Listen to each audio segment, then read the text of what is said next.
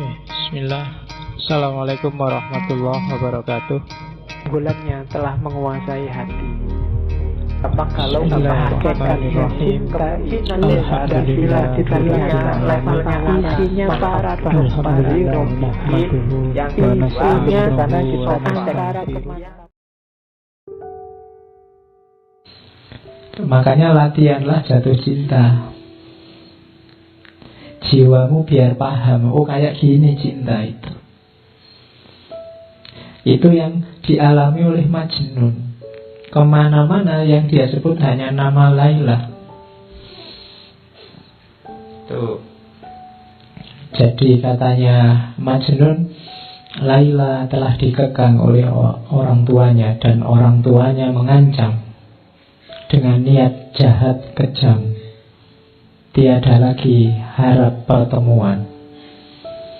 Ayahku dan ayahnya sesak dada dan sakit hati mereka. Bukan karena apa-apa, hanya karena aku mencintai Laila. Mereka menganggap cinta adalah dosa. Cinta bagi mereka adalah noda yang harus dibasuh musnah. Padahal hatiku telah menjadi tawanannya, dan ia juga merindukanku. Cinta masuk ke dalam sanubari tanpa kamu undang, tanpa kami undang. Bagai ilham dari langit yang datang menerjang lalu bersemayam dalam jiwa. Dan kini kami akan mati karenanya, karena cinta telah melilit seluruh jiwa. Katakan padaku, siapa orangnya yang bisa bebas dari penyakit cinta? Nah ini Majnun. Jadi cinta itu kalau sudah menyerangmu, engkau tidak akan berdaya. Kamu tidak akan bisa menipu dirimu. Kalau kamu sudah jatuh cinta pada sesuatu, kamu pura-pura tidak cinta, itu tidak akan bisa. Ya mungkin ditolak, ya mungkin tidak nyambung, ya mungkin dia tidak suka padamu. Tapi kalau kamu memang jatuh cinta, kamu tidak akan bisa mengelak. Jadi itu kalimat-kalimat yang Majnun. Cinta bukan sesuatu yang kita undang, tapi dia datang, masuk dan bersemayam dalam diri kita. Kita tidak akan tunadaya kalau sudah datang. Makanya katanya Gibran, pasrahlah kalau cinta memanggilmu. Kenapa? Tidak akan bisa kamu lawan. Kamu tidak akan bisa menipu dirimu. Dan Majnun mati-matian berusaha untuk bisa bertemu Laila. Macam-macam nanti ceritanya di novel itu. Ada yang dia pura-pura jadi pelayan perempuan, nanti diatur sama teman-temannya. Teman-temannya juga kasihan, ini anak jatuh cinta kok dipisah. Dirancang untuk bisa ketemu. Akhirnya Majnun nyamar jadi anak perempuan. Masuklah ke kamarnya Laila. Ngapain di kamar? Enggak, loh ini penting. Di kamar hanya pandang-pandangan. Sama-sama masih saling terpesona. Hanya diam. Coba mau baca nanti novelnya. Jadi hanya diam, hanya melihat, saling mengagumi, saling terpesona, dan tidak ngapa-ngapain. Tidak usah dibayangkan aneh-aneh. Terus nanti ketahuan, terus pergi. Ada juga cerita nanti Majnun ini nyamar jadi pengemis. Suatu ketika dia ketemu ada pengemis perempuan. Kemudian pengemis ini ditemui, tolong semua alatmu ngemis kasih saya, semua yang aku miliki tak kasih padamu. Jadi dia mengemis untuk bisa ketemu Laila. Dari rumah ke rumah. Makanya ada syairnya itu kan. Duhai betapa besar bahaya ku undang, sekedar untuk bertemu denganmu. Ku korbankan segala yang ada padaku. Ku ubah diriku hingga engkau pun tak mengenaliku. Ku ayunkan langkah dengan tetes air mata. Dan setelah memasuki perkampunganmu, ku buang semua tanda yang membuat orang mengenaliku. Ku ikat diriku dengan rantai baja bagai budak hina, berjalan mengadahkan tangan meminta sedekah. Dan bocah-bocah itu tiada suka melihatku. Mereka berkumpul mengelilingiku, menghardik dan melempariku seperti anjing pengganggu. Jadi dia sudah ngemis, pura-pura jadi orang hina, minta-minta dari rumah ke rumah, dikejar anak kecil-kecil, diteriaki anjing. Tidak masalah, yang penting akhirnya sampailah di rumah Laila. Itu Majnun. Kini aku hadir di dekatmu, wahai Laila, tak mampu ku tahan air mataku. Kasihanilah kelemahanku, begitu berat penderitaanku. Nah itu Majnun. Jadi hanya, dan tidak ketemu, hanya sampai rumahnya saja. Yang penting sampai rumahnya Laila. Bisa melihat rumahnya itu sudah senangnya luar biasa. Itulah cinta. Kalau kamu jatuh cinta, melihat sandalnya ada di luar itu senang. Oh iya kan? Wah alhamdulillah ada sandalnya, berarti dia ada di dalam. Nah itu jatuh cinta. Ada cerita yang lain, satu ketika Majnun sampai pura-pura jadi binatang. Iya. Jadi suatu ketika dia lihat penggembala kambing yang itu bisa bebas keluar masuk di tempatnya Laila. Mungkin orang tuanya juga memelihara kambing. Akhirnya apa? Ceritanya Kais merangkak di antara kambing-kambing dan melepas bajunya. Bahkan ceritanya, karena yang gembala kambing ini senjatanya kan cambuk. Cambuk itu dipakai nyambui kambing. Antara lain dia tidak sadar yang dicambui si Kais ini. Hanya untuk bisa dekat sama Laila. Jadi itu dahsyatnya cinta. Oke, terus ya. Ini ceritanya tangis-tangisan terus. Nah, sebelum ke syair ini, syair ini lahir setelah ayahnya Kais akhirnya tidak tega lihat anaknya. Piye to ya, anak ini kan sudah digadang-gadang mau jadi penerus, kok malah Majnun kayak gini. Akhirnya atas nasihat banyak orang, mbok yo anak sudah kayak gitu, mbok yo dilamarkan. Sampean kan ketua suku, apa saja punya. Akhirnya dituruti oleh orang tuanya. Kais pulanglah ke rumah. Tenang saja, tak lamarkan sekarang ke tempatnya Laila. Dilamarkanlah oleh orang tuanya ke rumahnya orang tua Laila. Cuma sayangnya, ada sayangnya, lamarannya ditolak.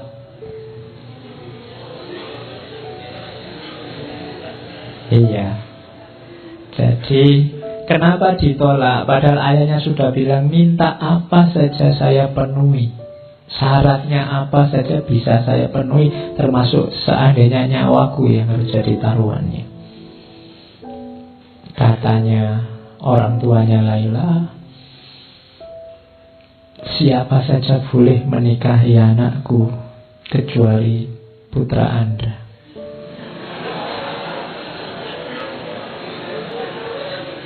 Ya, kenapa? Orang tuanya tidak bisa. Mana ada orang tua yang merelakan anaknya dinikahi oleh orang gila?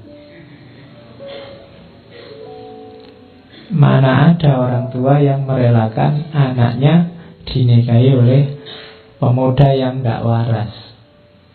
Karena ya ayahnya Laila ya ngerti kegilaannya Majnun, meskipun gilanya memang karena mencintai putrinya, tapi dia tidak mau. Wong dulu masih waras, pacaran saja digunjingkan orang, kita malu luar biasa, apalagi sekarang. Jadi sudah serius seperti itu masih ditolak. Bisa dibayangkan ya, Majnun yang tadinya sudah merasa agak sembuh, merasa terhibur, wah nanti dilamarkan oleh ayahku pasti beres, tapi kok ya ditolak. Mulai lagi kumat. Jadi ya, dan dia katanya, Majnun, rumahku telah menjadi bara api bagi jiwaku, tetapi wahai Laila, aku akan senantiasa berada di sisimu. Semoga kasih sayang Allah dilimpahkan padamu. Wahai pecinta yang malang, kerabatku menganggap aku mempermalukan mereka. Teman-temanku pun gemetar jika mendengar namaku. Jadi keluarganya merasa malu oleh kehadirannya, teman-temannya semua juga menjauh, tidak ada yang mau mendekat. Duhai cawan anggur yang ada di genggaman, kini jatuh berantakan. Telah kutinggalkan sanak saudara dan orang tua, sedang kekasihku pun jauh di sana. Namun aku tidak akan menyerah walau kesulitan demi kesulitan mendera. Orang yang tidak merasakan kesengsaraan tidak akan menikmati kesenangan.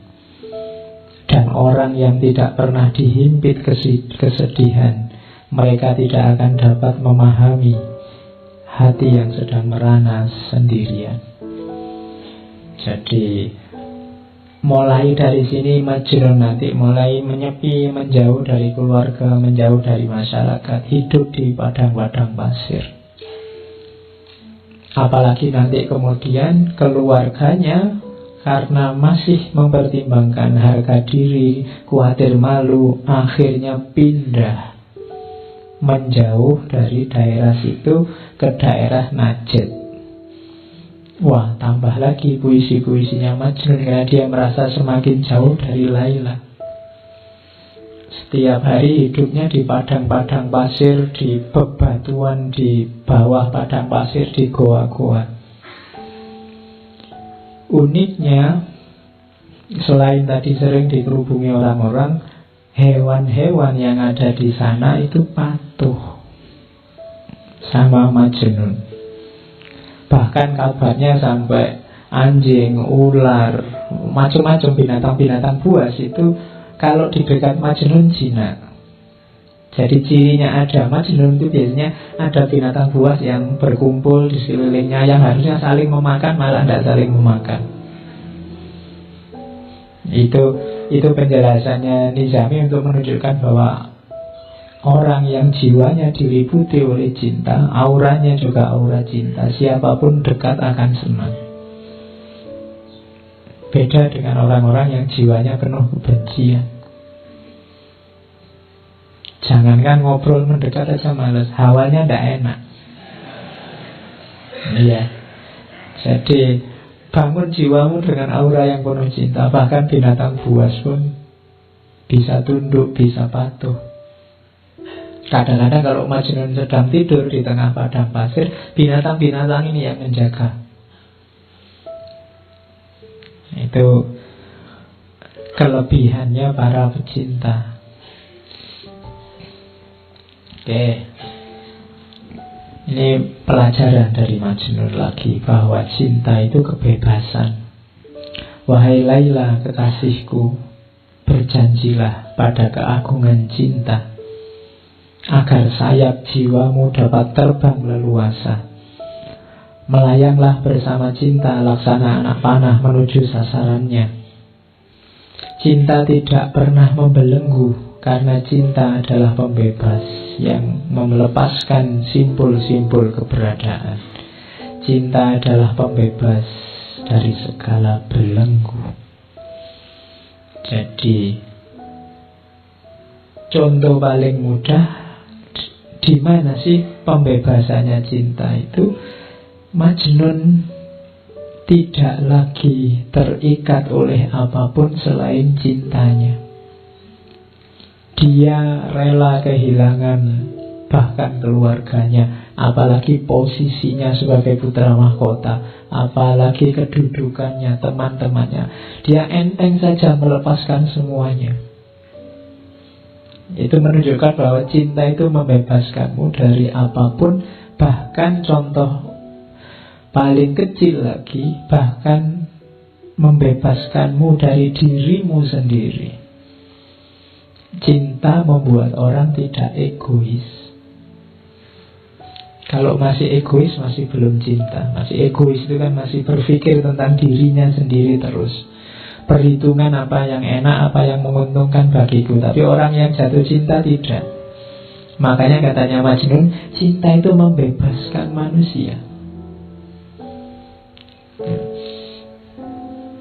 Kalau kita semua menggunakan relasi cinta, mungkin hari ini nggak sepanas ini, nggak sesumpek ini.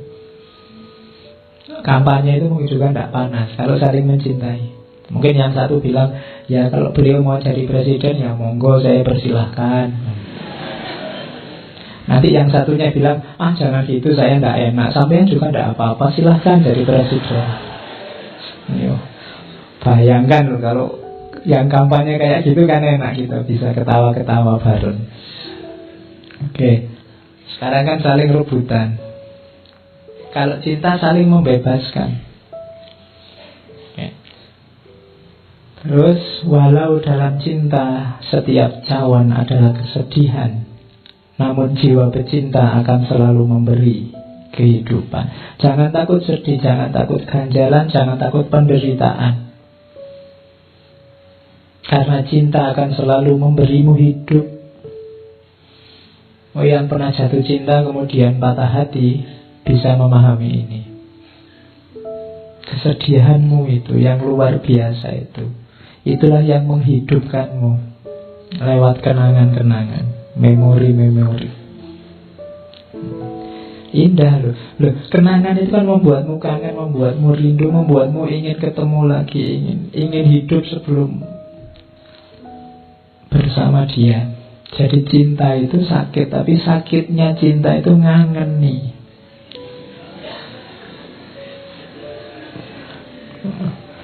Iya kan? Makanya mantan yang paling heboh itu kan mantan di dunia cinta. Kalau mantan mahasiswa, mantan murid itu biasa-biasa aja.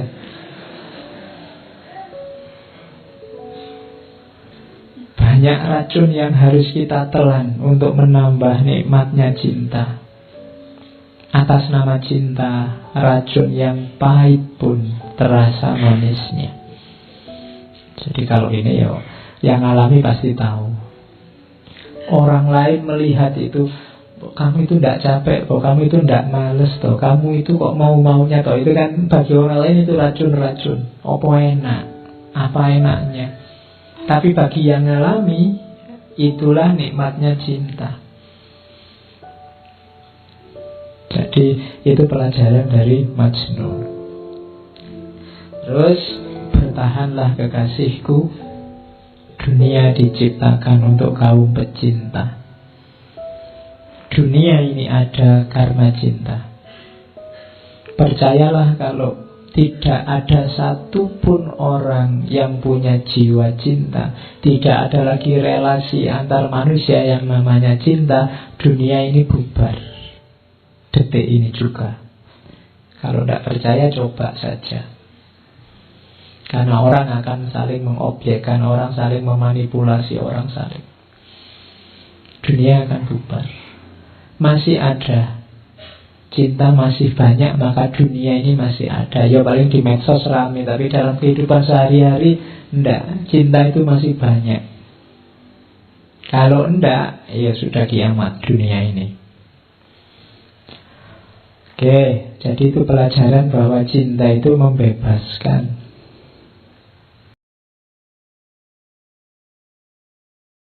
Cuplikan video selanjutnya yang akan datang.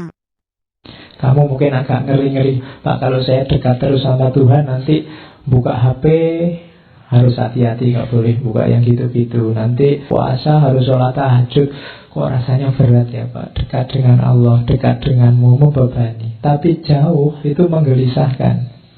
Dekat sama Tuhan ada tanggung jawab, ada beban-beban. Jauh sama Tuhan itu menggelisahkan.